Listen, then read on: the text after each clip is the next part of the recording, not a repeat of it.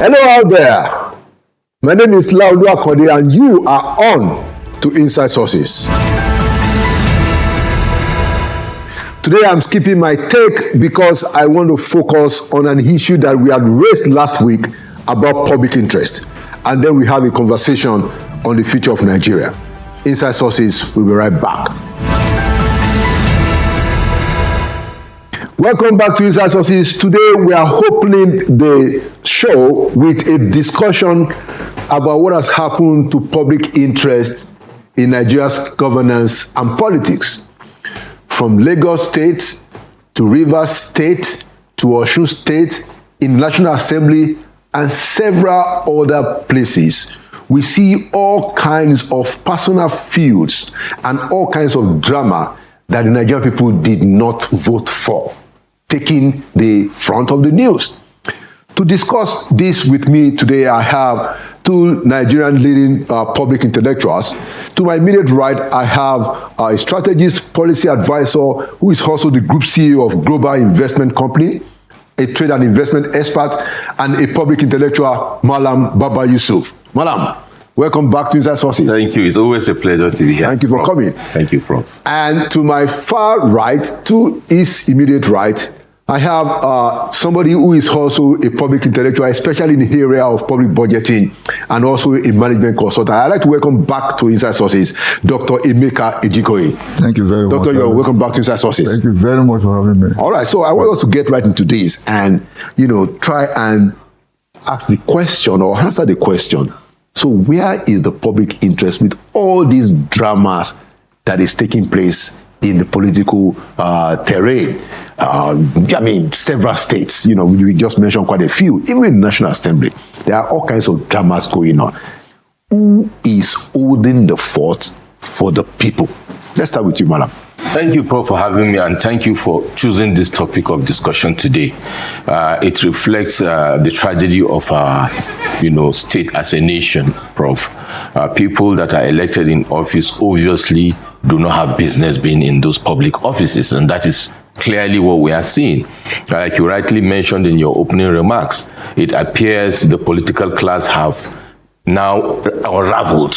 So to show that actually they are not there for the interest of their people, neither are they there for the interest of Nigerians. Largely so, of course, it goes without saying that we have a fraction of them, the politicians and the public office holders that are good people of good standing. But then the majority, pulls the weight. And to that extent, what we are seeing today is a reflection of how dire our situation is. In the last 2 weeks, those scenarios you have painted have pushed down, even in our media, presentation, reprioritized the issues on the table, local and international, Prof, that the discussion is around what I call, quote unquote, petty issues as far as Nigerians are concerned. Multidimensional poverty, insecurity, food insecurity, a lot of issues. And I have not seen the dramatis personae, in this case in the executive or in the legislature or in the judiciary, and interestingly even at national and state subnational levels,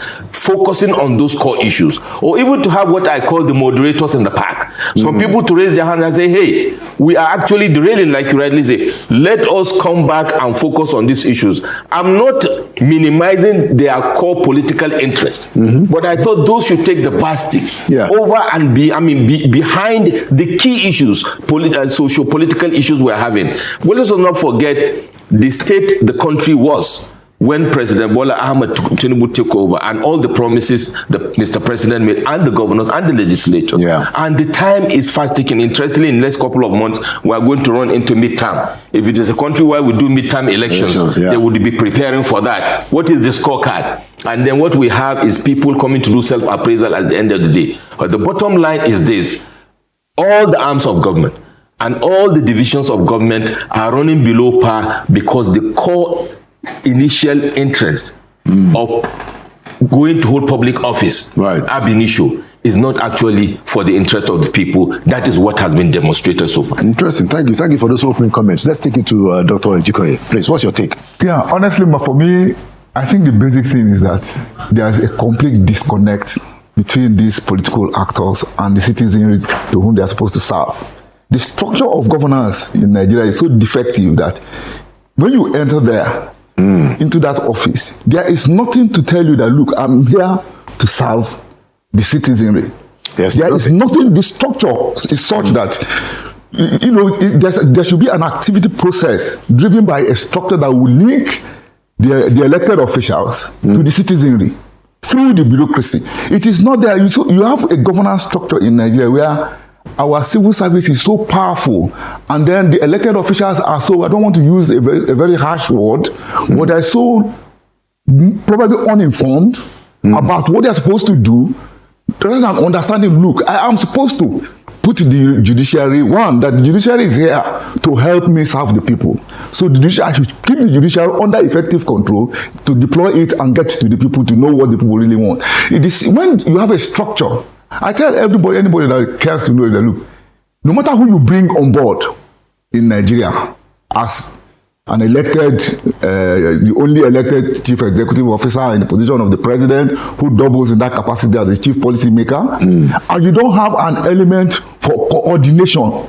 What is coordination, Laolu, my brother? The process of where you get a group of people to transmit information that aligns their individual activities towards the achievement of a common objective, right? Today, the president has come and says, renewed hope. Where is the structure? Where is the instrument, the activity process that helps him to put the judiciary under effective control in order to get you mean legislature? I mean the bureaucracy, not the legislature. Okay, because you are saying judiciary. No, I mean the bureaucracy, the civil servants in Nigeria. Right. You see, because we have not gotten to say, you guys, the government in this case now, the legislature, the executive, for me, not necessarily the judiciary, because for me, I compare the judiciary to the government itself, because it is only the legislature and the executive that are there to deliver service, use our resources to deliver services for improving the quality of our livelihood, which is the primary purpose of governance, improving the quality of livelihood of the citizenry. But when you enter there and you don't have a structure first that will link you to the people, look at the office of the minister, the primary interface between the government and the civil service. Where is the instrument that empowers the minister to coordinate the civil service? It's not existing. You look at the office of the president. Where is the institutional agency that empowers you through monitoring and evaluation? Because coordination can only thrive on monitoring and evaluation, and monitoring and evaluation can only thrive on the auditing of administrative performance. What is the instrument available to Mr. President for auditing the administrative performance of our civil servants? Look at you've been there. Where is it? Well, the president has somebody that is in charge of coordination and policy. That's what I'm saying. You know, look at that role of that woman. I pity her situation because she has gone in there. They have not given her the job of playing the role of the president. What she should be doing is what this Taiwo Oyedele guy is doing. That guy is like an expert. He has developed an idea, which is now being turned into a budgetary that the president has bought into, is fighting to get it implemented. When they implement, and it will now, the budgetary reform, the tax reform team will now act as an administrative process to run our the tax administration of the country. Now you're bringing this lady, I pity her situation. She is supposed to be an advisor that should actually develop idea for the president to now say, look, this idea is good, let's implement it and reform the system. You're not bringing her and saying she should be the one to coordinate. It should be the president that should be coordinating governance. Okay. I don't know if you understand what I'm saying. I get your point, you know, and I want Malam to also come in here, you know, to say that, so you have raised a quite a unique dimension to it. Yeah. You know, you are saying that is the structure, you know. Now, and I take that point. But I want us to focus on the drama that we are seeing in those places. And you're right, it's everywhere. I want us to focus on it. The people that were elected, even those who were appointed, they swore to an oath. Absolutely. You know, they swore to an oath of allegiance, and they swore to an oath that says that they will stick by the Constitution. You know, and it is clear what they are at that level. They know that they were not elected for their personal interests. My next question to both of you, starting from Malam, is that Why is it difficult for us to find people fighting in those assemblies and on those places against poverty? Why are we not having a fight against, the fact that, the healthcare is bad? Why is somebody not banging the table on the issues that are important to the people? Thank you very much, because the people that are there are ab initio not the people that should be there. You can't give what you don't have. And what am I saying? You can be a PhD, you can be a professor, you can have long-standing years of service and experience, professionalism. But the spirit that pushes you into that office in terms of your own intent, and then what the society, how the society propels you to deliver, and that is the leadership recruitment process, are the key pillars that will ensure that people stay the course in delivering what is expected of them, right? Swearing an oath to an oath or not.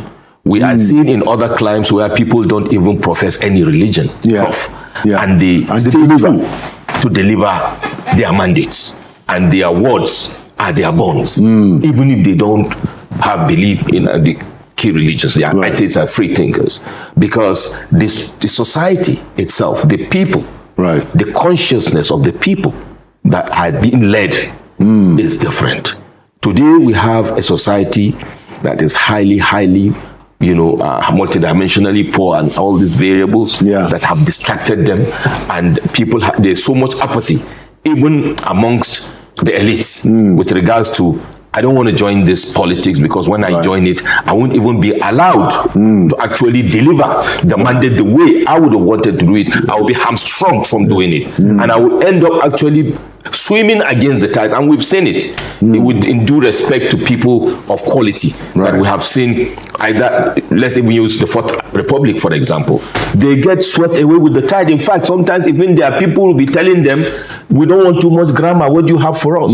So it goes back to the fundamental erosion of our core value systems as a people. Because indeed, leaders are a reflection of society, Prof. I'm a believer in that, firmly so. Without prejudice to the fact that a minority group can have a choking hold on the majority. But we are saying we are in a democracy. Right? So the leadership recruitment process is an issue. And then who drives the leadership recruitment process? Is it INEC? Is it the political parties? No. It is still the people. So the consciousness of the fact that we, the people, are supposed to be the ones to agree with regards to the leadership recruitment process from our communities and our homes is what will take the right people into those fora, whether it is the legislature or even the judiciary. And it is because that is lacking. That is why the good guys, quote and unquote, whether it is in the parliament or so, will either have their voice drowned by the majority of these people that have no qualms about us, or will just decide to just give up because they are swimming against the tide. And that is why I call it the tragedy of leadership in Nigeria. Interesting, very interesting point. So you said something that connects to what Dr. Emeka had said, So you are saying that it's the structure of the selection itself, So Dr. Ejike, because I know that you are very concerned about structure. Isn't that the structure that we need to fix first? So that we can avoid a situation where people emerge who have no idea what is called public interest. Don't you think that is a structural defect? Beautiful. Precisely what we are facing in Nigeria is structural deficiency. Exactly that's our problem. But let me go into your question, which he answered. Practically, let's say, take the example of what happened when the IGP was presenting his budget. I think either to the Senate or the National Assembly. Where the two legislators said, I think senators said, look, what he is reading is different from how. That is the culture there. I tell Nigerians, look at that. They all know. They all know what is happening. It is just unfortunate for those two. That is how would I describe it? The Judas amongst the 12. Those two guys were probably not in more virtuous terms now, not as in the vice of the Bible. They are the ones that are exceptional. Just look, We should be here to serve the. What you are giving us a document and you're reading something else. So for the camera, Nigerians believe this is what he said. If it had not been for the outburst of those two legislators, we wouldn't have known what was happening. Another example I want to cite. I don't want to be seen as taking sides here or passing judgment. Look at the question, the issue. The senator, unfortunately, accusing somebody of sexual harassment. When she said when she was made chairman of local content.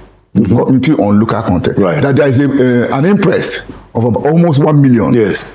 And they said after a week or so, they said the clerk said, let's share this money. And she said, but we have not done anything with this money. Why should we share it? Yeah, she said that on the floor of the Senate. It became a problem. Absolutely. It became a problem between she and the clerk. And by the time she left, this was about, is it 13 million? She said it was.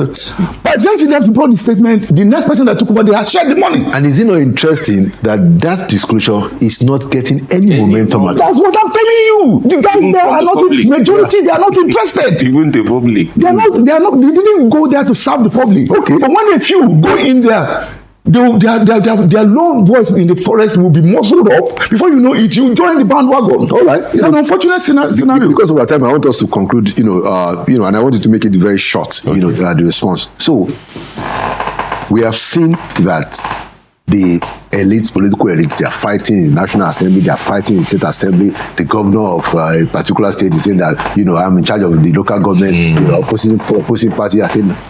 So we see a lot of conflict. But we also know that our elites, they can unite. We saw it a few weeks ago when IBB came to town to launch his book. Absolutely. Everybody was dandy. And you see this happening. You see them hanging out in social events, and they are regardless of their political differences, regardless of their ethnic differences, regardless of their religion, whatever differences they have, they come together and they party. Why is it impossible to use that same solidarity in the interest of the public? Please, very short answers, and then we wrap it up. Starting from Malam. Open with this, they don't party in only, they intermarry, and they are business partners. So it's beyond even party. Even though they are in opposition party, they sit on the same board somewhere as board members of a common interest. And that is how deeply rooted the issue is, Prof. And the issue is that the society as it is wired today, and the elites they are wired today, and this, and I'm not exonerating I'm including myself because we are the elites. We are the elites. And we have serially failed. You and I have discussed this severally, and I have written about it, that it is the elites of Nigeria that have failed Nigeria, not the masses, not the political class, because we are the hub of governance in Nigeria. We are the core of the civil service. We are the core of the public service. If a public official or a politician or elected office holder steals, it is we that enable the stealing. We are the PAMSECs. We are the directors. We are the CEOs. Okay? We are the judges. We are the INEC officials. So now we need to contextualize that, and if we are speaking this way and advocating, we need to understand the root cause of the problem, and the root cause of the problem of Nigeria are the elites. The elites have been sucked into a sense of entitlement. And so long as Malam Baba Yusuf, Professor Lawi Akande, or Doctor are comfortable, speaking metaphorically, we are okay. It should just go. And we are the people that will ignite and push for that change, like you rightly say, because we hold the levers of the society across board. And some people can come and say, no, this is not right. And regardless of the fact that my voice will be shouted down, I will not say I will stop. And you will do the same, and Doctor will do the same, and I know you are a proponent of that very important initiative, elite consensus. Yes. Unless there is that elite consensus, Prof, I hear you loud and clear for about development. that. For development of Nigeria, for progressiveness, for putting in the consciousness of even leaders what to do. Because to be honest, there are people that do not have a clue. People are raising point of order because they didn't even read what they are supposed to read to understand the procedure of the office they hold. So the elites have a lot of work to do to give back to society, because God has been graceful to us and merciful to us that we have come out of either humble backgrounds or that we still come, as part of the elite system ab initio. We need to give back. We are not giving enough. The masses are giving enough in terms, we don't even vote. During election times, we are watching it in TV, drinking juice, and we can only come here and speak to Professor Lawal and give analysis. So the elites have a lot of work to do, and we need to start talking to ourselves. If it is structure, if it is the leadership recruitment process, if it is information sharing, if it is advocacy, or it is doing the right thing when we get there. Because don't forget, we have people that were critics, we have people that were advocates, and they end up in the hallowed chamber or in executive office, and they fail woefully, worse than the people they were criticizing. So that is what I call the hypocrisy of expectation of the elites. We should stop playing the ostrich. We have a lot of work to do, and some of us need to take that gavel and start pushing the conversation. Excellent. And start dragging attention to the right areas. Excellent. Thank you so much. Last word, Dr. Ejikoyi. Why is it difficult? Please, I want to restate it again. Why is it difficult for the elites to come together to serve the people? We see what happened in Singapore. We saw what happened in South Korea. The elites say that, look, we are going to change this country. Our elites, they come together, they drink beer, they party, they fellowship together around their own personal interests. We have no problem with that. Why is it difficult for them to come together to make this country progress? Yeah, because answering you pointedly, apart from the late president, may God rest his soul, Yar'Adua, yeah? Yes. I don't know if I have seen a Nigerian chief executive officer, a chief policymaker who has a purview and whose viewpoint is towards the Nigerian people. Yet, I have not. Is it that he's vindictive, he's pursuing one primordial ethnic sentiment, he's weak in the office, there's one primordial sentiment that is, one short-sighted primordial, the point man. Because if we get the right kind of, when I say elected chief, the Nigerian president is so powerful, very powerful, that if he takes a position, every other person will adhere to it. I'm telling you. So that's why anytime I have this opportunity, I try to look at the camera and plead with the president right now, the occupant of that office now. Asiwaju Bola Ahmed Tinubu, the president of this country. Look, you have made so much money. You were a senator, two-time governor, now the president of this country. You don't need money. And what you need now is self-preservation for positive legacy to the Nigerian posterity. Thank you. That is what he requires. If he can kill you, say, look, how do I want to be remembered? 1,000 years in the history of Nigeria, how do I want to be remembered? I want my bill to be the one say, look, I started the trajectory to the national development of this country. It is just, he will do it and we'll start. Thank you very much, Dr. Nneka Ejikoyi and Madam Baba Yusuf. It's been said, and we will continue to say it, because, like you said, Baba Yusuf, the elites have been graced, we have been blessed, and the responsibilities are home. Absolutely. Thank you for coming to Inside Sources, Dr. Nneka and Madam Baba Yusuf. Thank you, sir. Thank you so much. Welcome back to Inside Sources. Today, as we continue our conversation on the future of our great country, I have with me a leading religious leader who is going to be exploring the future of our country along those lines, along the lines of religious tolerance and coming together. I'd like to welcome to Inside Sources the Chief National Imam of Al Habibiyah and also the Executive Director of the Islamic Society, who was also a former National Commissioner of the National Hajj Commission. I'm pleased today to welcome Chief Imam Fuad Adeyemi. Thank you, Imam. Welcome to Inside Sources. Welcome. Thank you so much, sir. Well done for the good work you are doing. Thank you. Thank you so much. Yes. Thank you so much. So it's a conversation on the future of our country. As you know, of course, Nigeria is multi-religious, multi-ethnic, and we have all kinds of things, that define our diversity. Yeah. So if you are asked today that as a society, as a community of people, the totality of what is Nigeria today, are we on course to that great Nigeria, that greater Nigeria that most of us, if not all of us, believe is the destiny of our country? Thank you so much. And I think this is one of the most important aspects of our country, the future of our country. Yes. If you look at what is happening recently, how it is happening, and where we are supposed to be, yet we can say we are on course, but we are still far from where we are all going to. But there is a Chinese adage that says that he who promised to fly and touch the sky and put a sheet of paper under his feet, he has started. So I think we have started something. If you look at the government presently, and I'm happy that things are hard for us. You know why? When things are hard, you tend to think out of the box to survive. Most of the time, if we think rightly, we will do things rightly because it is under pain that we need to do things better. Yeah. Everybody just wants to survive. So during the course of surviving, we might actually get to that promised land which we are going to.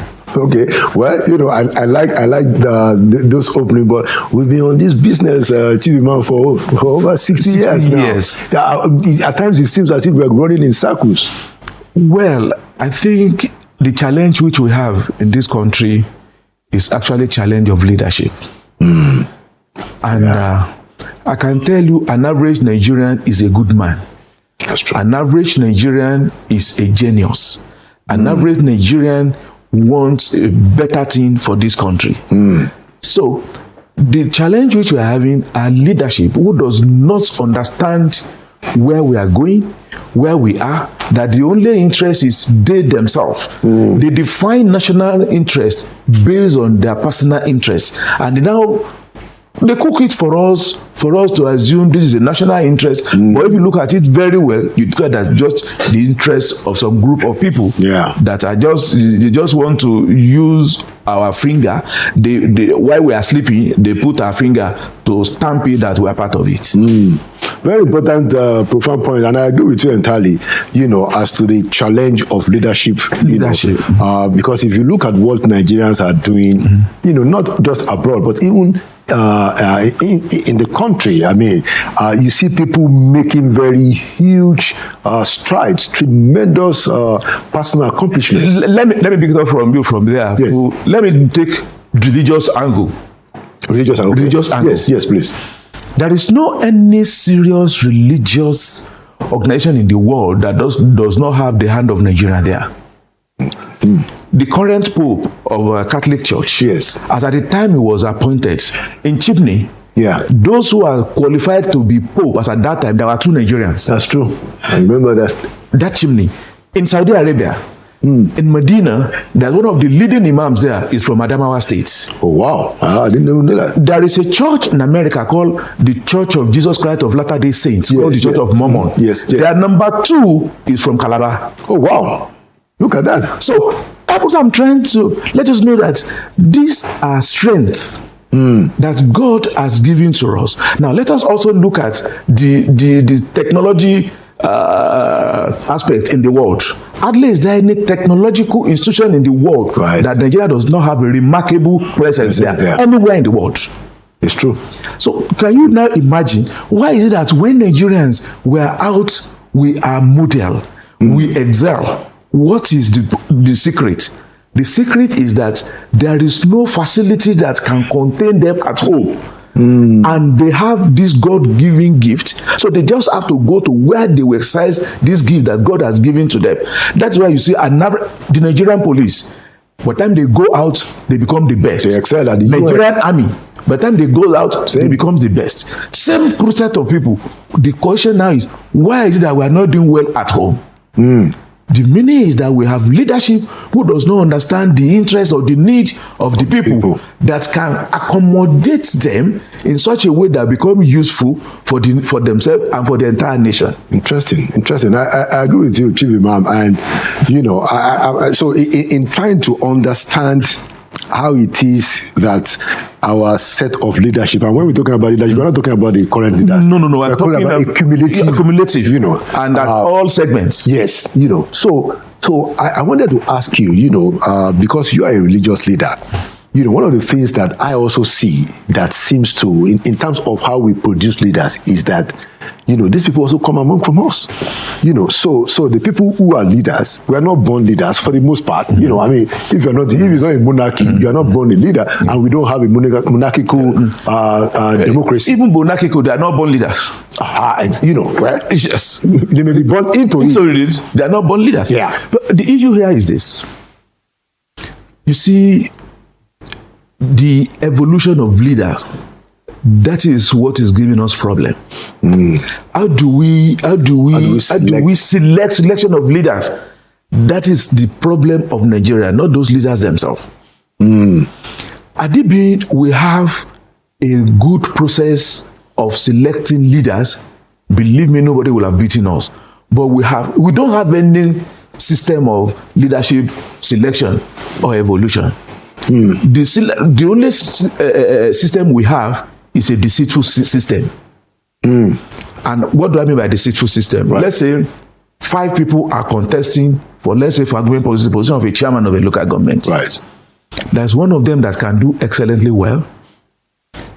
Instead of also consider that the assumed power that be, they say this one, if he's there, will not listen to us. They remove him. This one has his own sense of his own. They cut him away. They remove him. This one, at the time he was against us, they remove him. Until they remain one, whether he's qualified, whether he's competent, whether he can do it, it doesn't matter. That he has evolved as the so-called preferred leader. And the reason is because the system that produces, so such a leader, what do you expect from him? Nothing. In fact, it's going to be -0. Yeah. That is what you get from the onset, because of the way he got to that position. So that is the challenge which we are facing. Even, do you know, it's not, when I say religious leader, it involves the churches, the mosque, the organizations, the government, the same system. Yeah, exactly. That's why it's sector-wide. So, because nobody is becoming a role model in the way this thing has to be done, and that's why everybody believes that is the right thing. If you're in the mosque, somebody will say, okay, somebody will be in charge because he's close to the imam, he's close to the chairman. The same thing in the church. It is the pastor that brought him. He's relative to this. The same thing in government something. Yes, he's close to the DG. Yes, he's the minister's son. Yeah. That is the only thing which we get. Interesting. So in your own view, how do we change that? What has to happen? You see, many things has been happening. We have identified one in the area. Another greatest challenge we have is the problem of religion.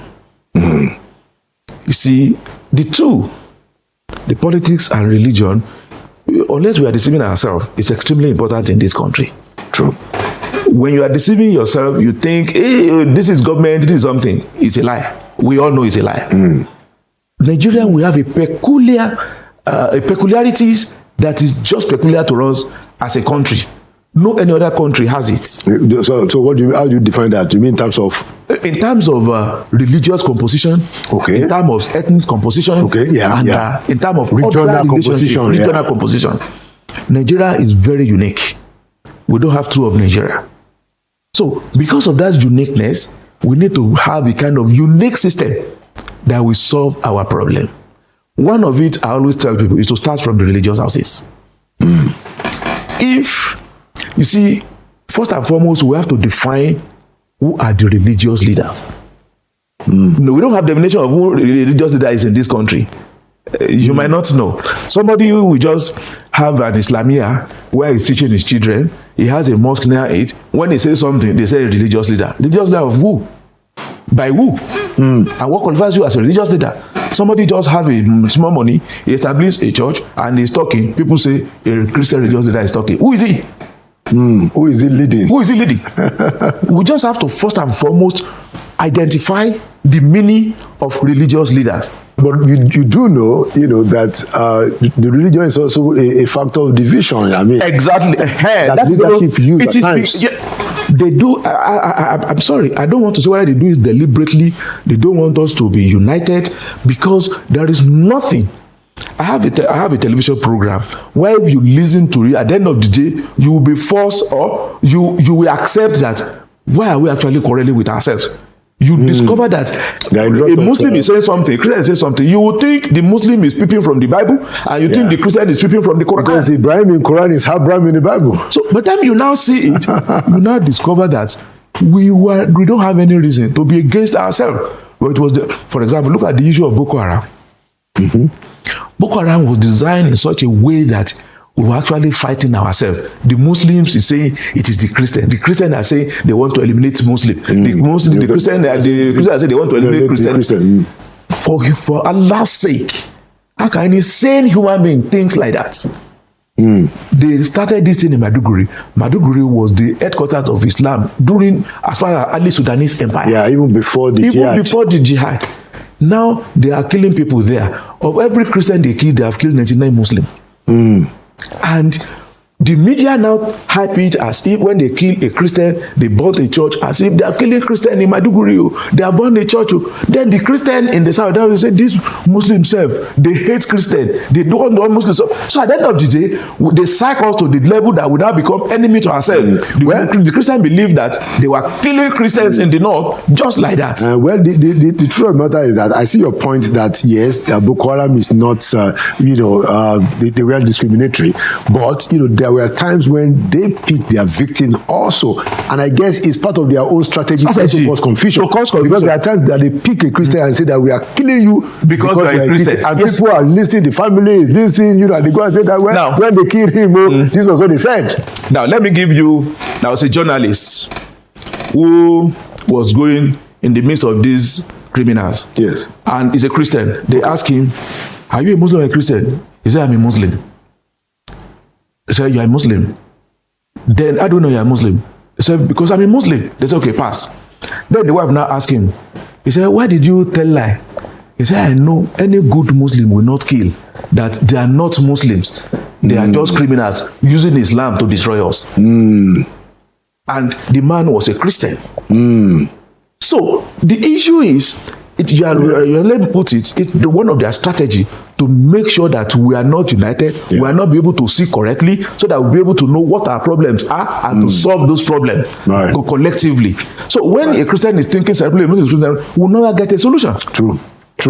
Very, very important point. But I also wanted to ask you, as a religious leader, a chief imam, that what do you think about our values as a people? I think that we are suffering also from a decline of moral values. Yes. We see a lot of ostentation. Yes. People come to this into the common place. They showcase all kinds of successes, essentially material, and for a lot of the times, nobody is questioning. Let us look at it holistically. At what point did religious become that kind of a thing? You should ask ourselves that question first. When did it happen? When did it happen? If you are following it, it started after 1976, the Udoji reform. That is when religion now become... the Udoji Award. The Udoji Award. That's when religion now becomes enterprise. Because they discover, one, you need money from Udoji. You need to get to people in government so that you have access to that money. So anybody who cannot get work will just come one day, is an imam in one small something with and say, is this? So everybody want to listen. They want to control the thinking of those who are in power, in both religion, Christian and the Muslim. Everybody wants to compete with those that are doing business. So at the end of the day, everything about God is removed from religious houses. So religion is now become a center of enterprise where the only language they understand is money and power. So that is why I say we have not been able to define who religious leaders are. If we are able to do that, we'll be able to remove those kind of things from us. And that is why you now see the Muslims and the Christians, we began to compete unnecessarily. If a Muslim take one cup, most Christian must take one cup. If Christian take 2 cups, Muslim must take 2 cups. If Muslim is praying here, Christian must pray in there. Why don't we? Because we have seen that it is about influence now. It's not about worshiping God. Interesting point. But I also wanted to address the sermons that we preach in churches and mosques. You see the same thing. We don't question those moral decline. Even the one that is preaching wants to compete with the one that you think you should preach against. Let me give you an instance. We have a program where we are training imams on anti-corruption. Okay. that imam should speak against corruption. Okay. We did it for 6 years in about 8 states of Nigeria. Now, when we finished the first 3 years, the imam now came to us and said, Imam, now you said we should be preaching against corruption. The people you asked us to be preaching against, they are the one giving us money to survive. How do we survive now? Wow. God help us. We have to introduce another set of training called Eat Halal. That Eat Halal. What does it mean?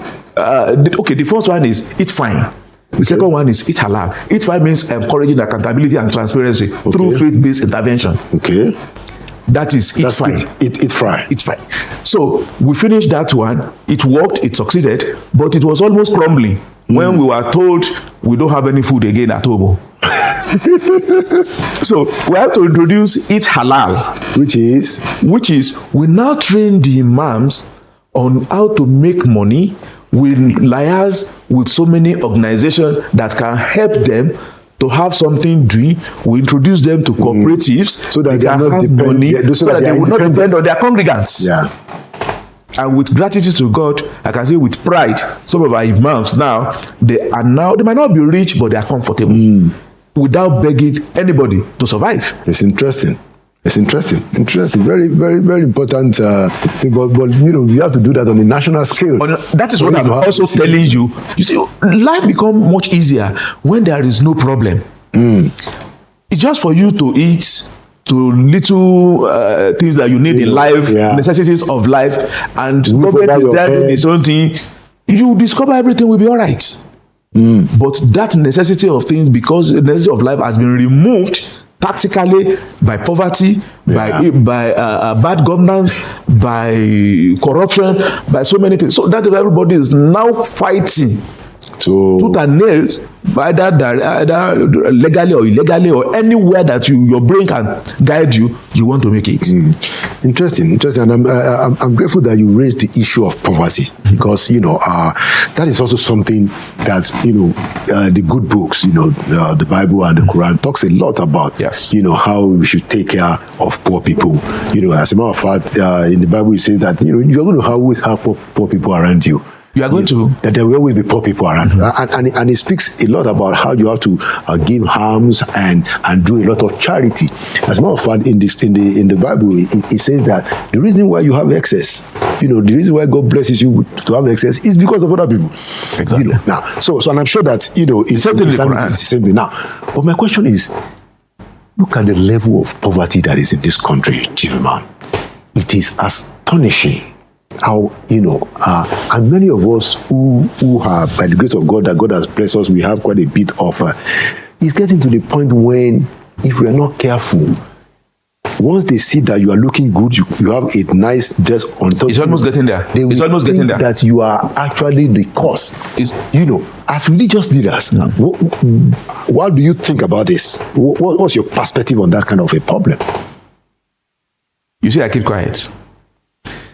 In our organization, we just started a massive program on anti-poverty. Massive. Do you understand what I call massive? All religion preaches charity, encourages charity, promotes charity, and the importance of charity in our life. But one, is that charity enough? The one we are doing now, even those who are doing it, are they doing it rightly? For example, in Islam, I know the Bible has it to tithe, and we have zakat, but there are a bit of difference between the Bible tithe and the Quranic zakat. Zakat is meant to develop poor people. I don't know whether Bible also, but it's not to develop the religious leaders. It's not even to develop the religious houses. It's to develop the religious people. Yeah, a lot of the givings in the Bible too is also meant. Yeah, well, okay. I mean, the clergy has to be taken care of, but there's a lot of the emphasis in the Bible is also about helping the poor. Yes. We just and the widows even. We just introduced a program now we call the Wakaf There's what we call waqf, is an endowment. The meaning of waqf means endowment. Okay. You see, in Nigeria, that endowment, many people have been doing it, charity something, but they've not been doing it rightly. Okay. And let me give an example. We have a lot of rich people in this country who have been doing excellently, who did excellently well. When they died or when they are old, nobody's hearing anything about them again. Look at these so-called developed countries. They have charity that is sustainable. Yes, even after they've gone. Even after they've gone. Look at even Tata in India. The owner of Tata died in 1904. Oh, wow. Look at MacArthur. MacArthur, the man MacArthur himself died in 1978. And yet, what they left behind is still helping millions of people. Why is it that our own is not working? Carnegie, Ford. You see, all of them, they have died since, and they are still functioning excellently well. Why is our own not doing that? And that is the program we intend to actually publicize now, to make people understand that we need to do something like this, helping that is sustainable. Interesting. So what do you think? Okay, land on the point. So we need to do something that is sustainable, endowments that can take care of almost everybody. There is a local government in Kenya.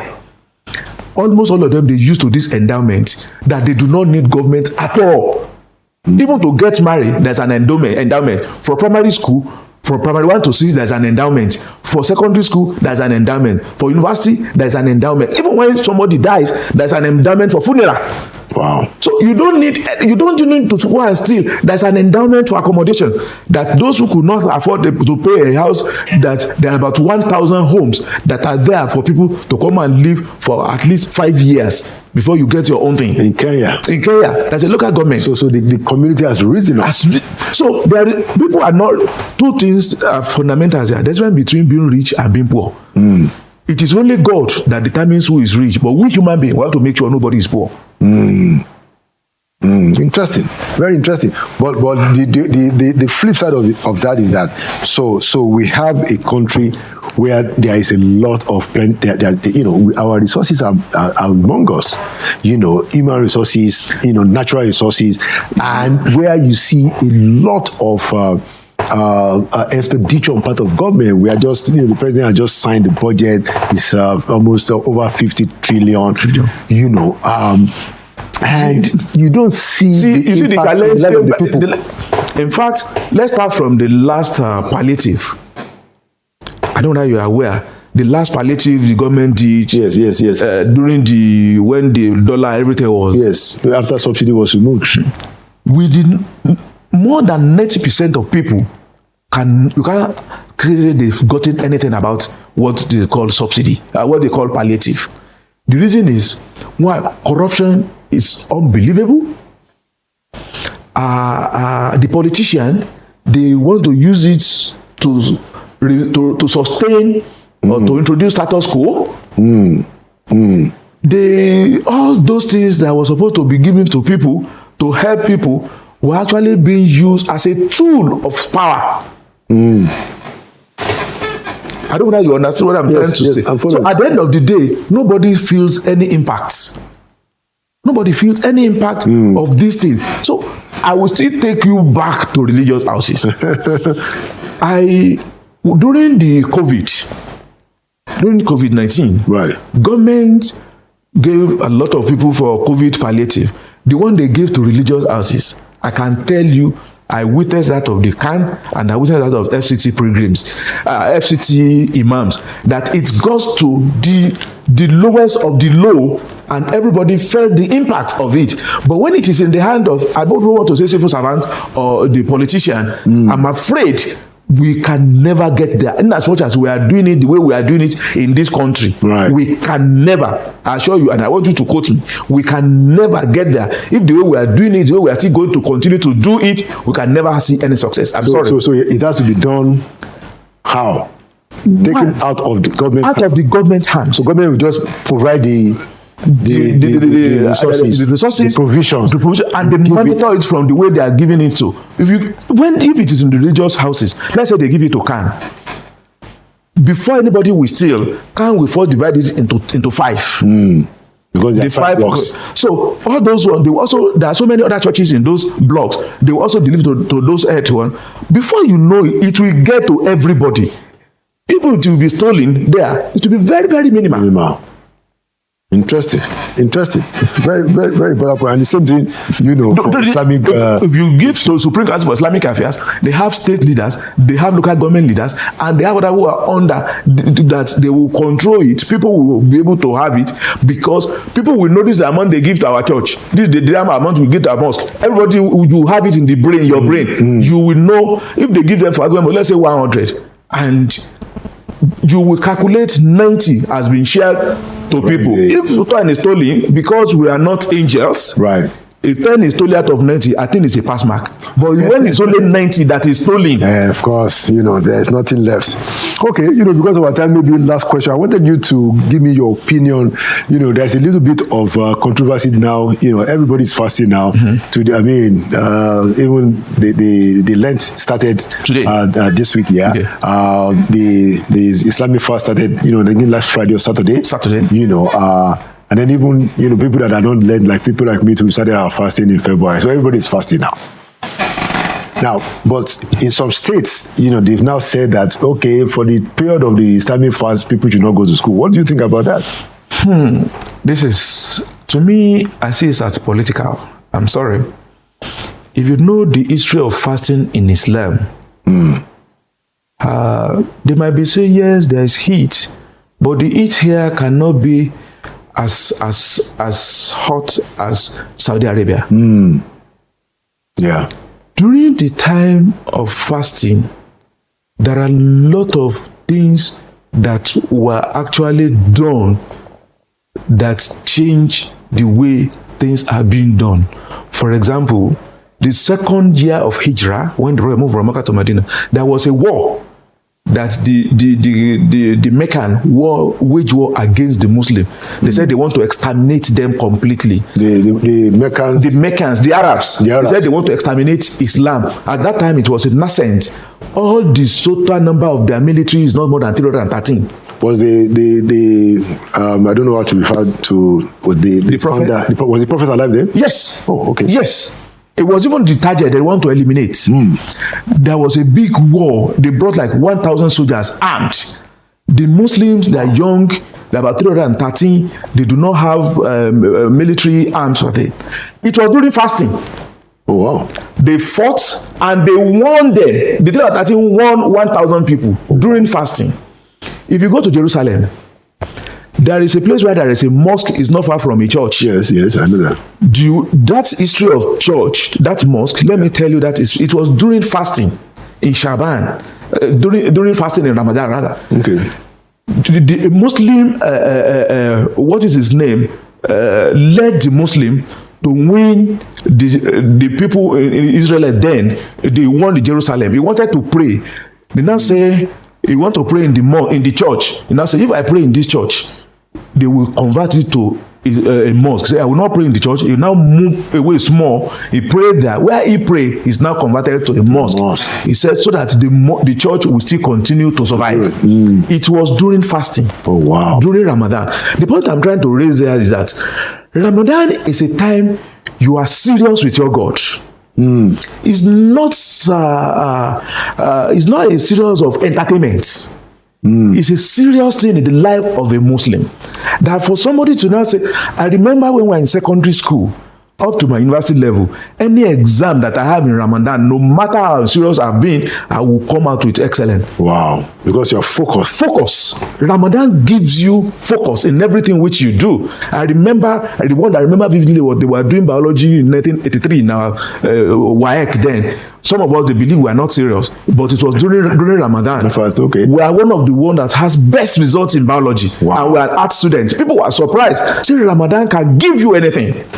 So this idea of closing school, to me, I'm not part of it. I actually don't believe in it. It doesn't speak well of Islam. I'm sorry. And it's so new because this is the first time as you are seeing there is an holiday in Ramadan. For Allah's sake. For what purpose? For what purpose? You need to work, but they know what they have. I can't blame them. But for me, even on a Friday in Islam, right. Islam does not ask you to lock your shops on Friday. Exactly. He said, go and work when it's time for prayer, lock your shop. When you finish prayer, go back to your shop. And we see that all the time. People will come out from their shops and pray. You know, for the time. So for somebody to not say compulsorily, because today is Friday, compulsorily, I must not work. No. Islam is a religion that has a rules. You can't just come one day and introduce your own system. We have things we are following. We have the path we are following. Interesting. Thank you so much, Chief Imam. This has been a very interesting conversation. But I always ask my guests one final question. That our president is going to be 2 years in May. You know, this is already March, so we have April. Oh, actually 2 months. Yes. You know, if you have the opportunity to give him an advice, you know, what will you say to the president? Well, first and foremost, I will tell him Nigeria first. Inclusivity, it's important. You must make sure that everybody is, what used to cause war is exclusivity. So be conscious of inclusivity, 1. Then 2, be conscious of your people. Do not rely on your friends to give you information about what is happening in the country. Do not rely on the security around you alone. Because you will fail. If they are the only one you are listening to, I'm sorry. You should have opportunity or ways of getting to the people themselves. You know, you have diverse sources of information, so that when you are taking decision you will take will be decision that will be in the interest of the people. If you are only following the advice of the people who work for you, you are not likely to have it right. Thank you. Thank you so much. And as you are there, be prepared for the day you will see it on a visitor's chair when you come back to that same office.